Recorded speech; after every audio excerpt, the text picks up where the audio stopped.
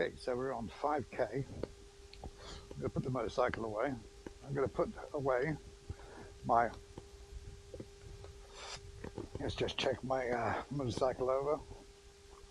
A bit dirty, needs cleaning. The BMW R1250. Let's stick that away so it can't be seen. 3.5 years of ownership. My opinion, the best motorcycle in the world. There is nothing to compare. This motorcycle does everything anybody could ever want. And I've got storage. I use it for everything. It does. I go shopping 5 minutes down the road.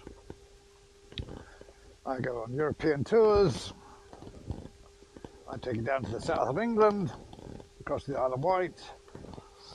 It is best for long distances, but if I just want to go to the cafe, I'll take this as well. Great motorcycle.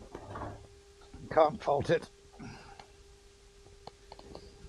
It's a little heavy, but that's it. I love it.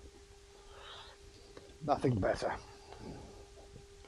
And I don't care if anybody disagrees with me, because you're wrong. If you don't love the BMW RT1250 with the analog clocks, you're just wrong.